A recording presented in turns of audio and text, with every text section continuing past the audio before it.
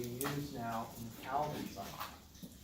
So the Calvin cycle, named after Professor Calvin at UC Berkeley, he passed away many years ago. This is also known as the reductive pentose phosphate pathway. If we had been discussing all of BIS 103, we would have learned that when glucose goes to glucose 6-phosphate in glycolysis, sometimes that glucose 6-phosphate goes into another pathway. Instead of going all the way down glycolysis, it goes into the pentose phosphate pathway where glucose 6-phosphate is oxidized. Here we have a pentose, ribulose 1,5-bisphosphate. You are not memorizing this structure. I need you to know its name, the fact that it has 2 phosphates on it, and that this molecule is the acceptor molecule for an incoming CO2.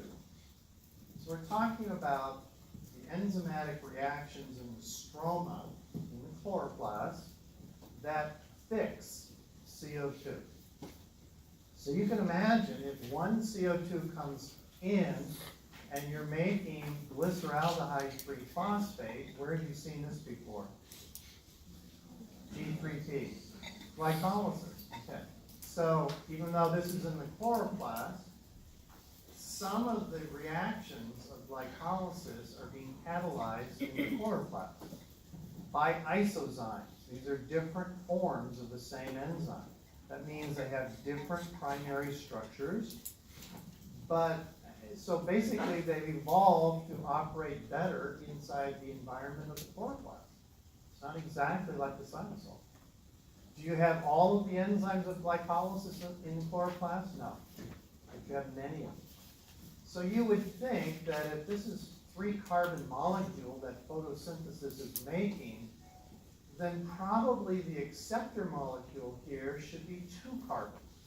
Because you bring in 1, you add it onto something, 2, you make something that's 3. Light doesn't do it that way, of course, and it took a lot longer to discover. So basically the name of the game is you bring in 1 carbon to something that has 5, so you make it 6 carbons. And then you cut it in half. So that's similar to the aldolase reaction in glycolysis, where you cut fructose 1,6-bisphosphate in half. Here we're cutting this thing in half. So I would like you to know the 3 names of the cycle. On your homework 3, it says, understand the concepts of photosynthesis. So the first stage is fixation. How do you literally bring in a CO2 and covalently attach it to something? That reaction is catalyzed by an enzyme whose common name is Rubisco. And I'll talk a little bit more about it in a minute. So Rubisco brings in CO2, attaches it to ribulose 1,5-bisphosphate, and then cleaves it in half to form a molecule that you've seen before, 3-PGA. Remember that from glycolysis? No, Dr. Hill, I don't. On that diagram, we came all the way down at the bottom, 3-PGA was made, and then it got moved into 2-PGA, and then it moved into PET. Okay? So here's another compound from glycolysis. A water molecule is necessary for this cleavage reaction. So Rubisco really has 3 substrates, ribulose 1,5-bisphosphate, water, and CO2. It's a very slow enzyme. Its turnover number is about 180 per minute. And I think I've told you before that most enzymes on average have turnover numbers of about 30,000 per minute. So what happens then is plants have to make a ton of this enzyme to keep photosynthesis going. And so we believe that this is the most plentiful enzyme on the planet. It's slow. Why is it slow? Apparently because the reaction is complicated. I'm going to show you briefly the reaction. You're not going to memorize it. Down here, once you've made 3-PGA, you put in some more ATP.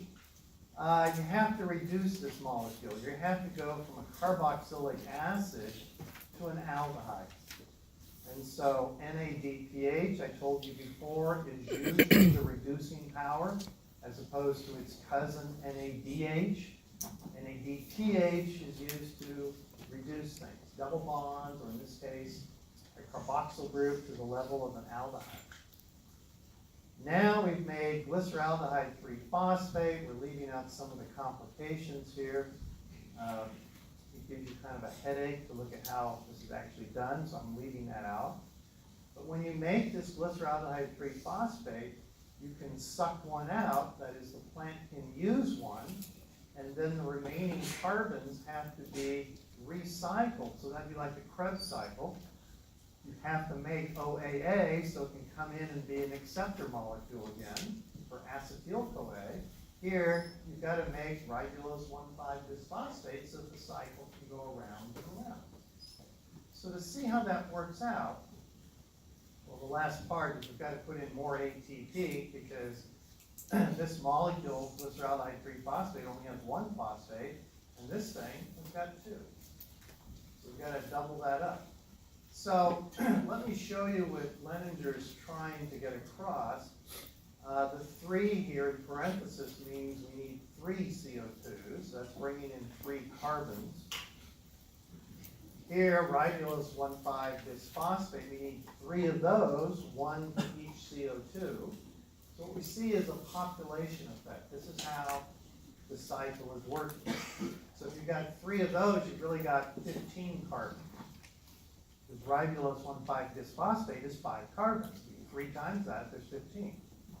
So that means we're getting 6 3-PGAs. So 6 times 3 is 18 carbons. And now that explains why you need 6 ATP. Because you've got 6 of these that you've got to put in some more energy. You have 6 of them that need some NADPH. And now you're going to make 6 glyceraldehyde 3-phosphate. When you take 1 out, you're removing 3 carbons. So that leaves you with 5 of these 3 carbons. 5 times 3 is 15.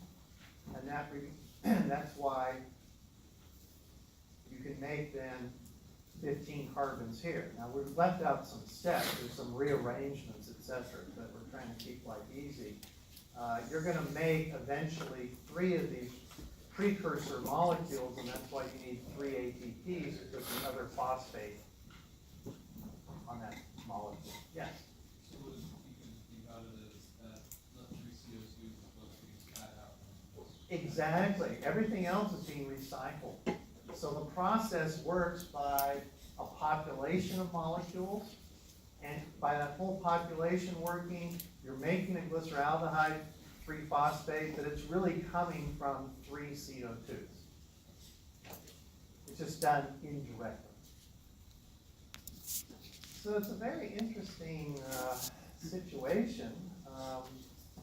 We can then look at this and go, well, there's 6 ATP down here at this part of the cycle, and there's 3 here. That's where you're getting 9 ATP that need to be put into this cycle. And you have 6 NADPH, and so that's the 3-to-2 ratio necessary for the Calvin cycle to work. So that's beautifully matched to the 3-to-2 ratio producing that the photosystems 1 and 2 produce. So they're perfectly matched. That's a lot of energy here. But again, it's not an issue so long as the sun is shining. You've got an endless supply, basically, of photons. So I want to talk a little bit more about this enzyme, DISCO. The enzyme that fixes the CO2 onto ribulose 1,5-bisphosphate. You're not memorizing this diagram. I want you to see the concept. So this guy here is the substrate. This is the CO2 that the enzyme is binding to.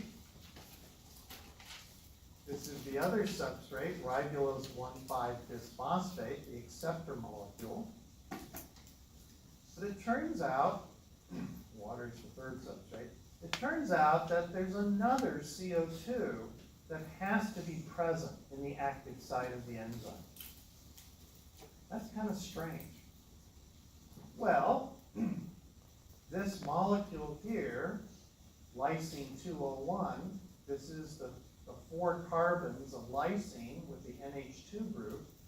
We've seen this before with hemoglobin. Remember the N-terminus of the different subunits of hemoglobin can attack CO2 to form a carbamate? This thing here does the same thing. This lysine forms a carbamate. And so they're not showing a negative charge here, but all of these things are being attracted to this green thing. This green thing is a metal. So let me tell you first the reaction with that lysine amino group has to be in the base form. It attacks the CO2, just like we talked about, forming a carbamate and a proton. It's the carbamate then that interacts with this metal. And the active site of this enzyme requires a magnesium. So here's an example of an enzyme that requires both a cofactor and a coenzyme. Coenzyme is a small organic molecule, well, that's CO2 in this case. So the interesting thing, at least to me, is that the enzyme doesn't work. It doesn't do any catalysis unless there's enough CO2 in the environment to put that carbamate onto the lysine. So the enzyme is really acting, that lysine is acting as a CO2 sensor. If there's enough CO2, oh, then I'll start kicking in and I will start doing my catalytic reaction. So I'd like you to know that Rubisco requires both a coenzyme and a cofactor, CO2 and magnesium. Without either one of those, it doesn't work. And you can't put in a zinc instead of a magnesium or an iron. It's very specific for magnesium. All right.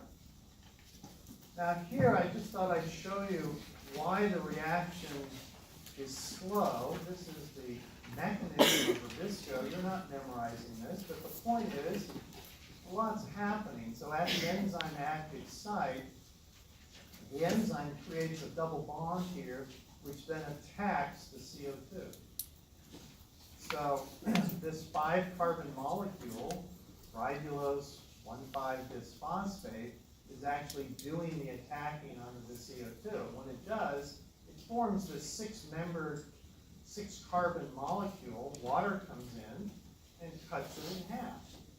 So what's happening is when you break this molecule in half, you form one 3-PGA, a proton comes in and forms the other. So you're forming 2 3-PGAs. This is how life is doing this. So you have a 5-carbon acceptor, CO2 gets covalently attached, and then the whole molecule is cut in half, reminiscent of glycolysis. So, when we look at the reduction part here, we just made 2 of these 3-PGAs, and now we have to reduce it. Leninger is simplifying it here by saying, okay, here's this 3-PGA, and now all of these enzymes in here are the chloroplast forms, and so this is 3-phosphoglycerate kinase. ATP is added to make an old friend of ours, 1,3-BPG. And then this enzyme, this isozyme, uses NADPH instead of NADH to reduce it to form glyceraldehyde 3-phosphate. TPI, triose phosphate isomerase, remember that from glycolysis? This version is converting it into DAP, dihydroxyacetone phosphate. Again, that's part of glycolysis. And one way that this thing can disappear is that it can come out only if inorganic phosphate comes in. That's very important because when the plant makes this DAP, it's got a phosphate on it. And if that just came out by itself, then the stroma would quickly run out of phosphate to run the ATP synthase. So here we've got this antiporter that says you, DAP, with your -2 charge can come out if a phosphate, PI, with a -2 charge is going across at the same time. This means that you're keeping the charge difference 0 across the membrane. This is very nice. And you're replenishing the phosphate that's coming out. The carbons is not a problem because those carbons originated from CO2. So think back to mitochondria. We said, how many protons does it take to make 1 ATP? 3 to move the crooked finger 120 degrees. And 1 to bring in the inorganic phosphate, so it costs 4 protons. Here, it does not cost a proton to bring in the phosphate. However, kind of ironic that it still costs 4 protons in the chloroplast because the chloroplast ATP synthase, the rotor, has a different number of C subunits and it takes 4 protons to move it 120 degrees. So for different reasons, it costs the same number of protons to create an ATP, whether it's in a mitochondria or a chloroplast.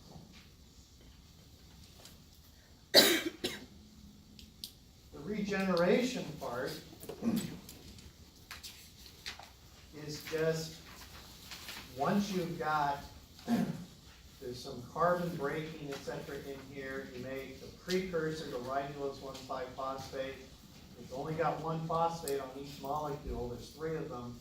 You need to put that last ATP on there to make it a double phosphate molecule. So what we see then is this summary. Rubisco is catalyzing this fixation of CO2 onto the ribulose 1,5-bisphosphate. All of this is just restating what we have gone through. To make 1-glyceraldehyde 3-phosphate down here, you need a lot of energy. 9 ATP, 6 NADPHs. That's a lot of energy. But it's not a problem when you've got photosystems 1 and 2 doing the work. Okay?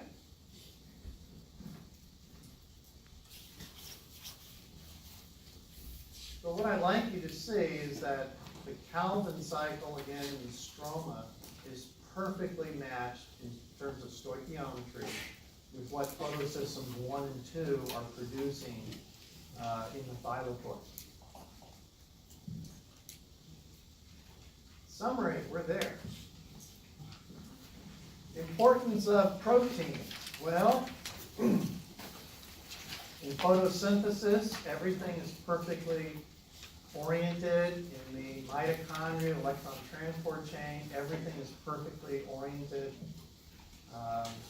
Things that absorb light can't be wobbling around. They have to be held by proteins. The electrical flow of energy has to be directed.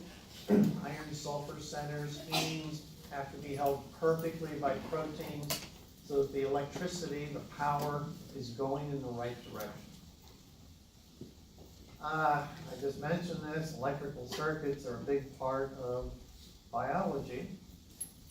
We've got them in the electron transport chain, we've got them in photosynthesis. Turns out then that proton gradients are how most of the ATP on the planet are made. And so we should be paying attention to the ATP synthases that are present in the mitochondria and in the chloroplast. Metal ions, I'm biased, I've always enjoyed looking at metal ions in biochemistry. I bring your attention to the couple of times when we had two metals held by proteins so close together that they create a new chemistry. So we talked about binucleosides where two coppers come together, or where a copper and an iron come together. Both of these are in complex 4 of the electron transport chain. But also in photosynthesis, where you have two magnesium in the porphyrin rings of chlorophyll, right there acting as one to pop an electron up in photosystems 1 and 2. So there are many times, one last example would be all these iron sulfur centers where ions are brought into close proximity and they act as a complex.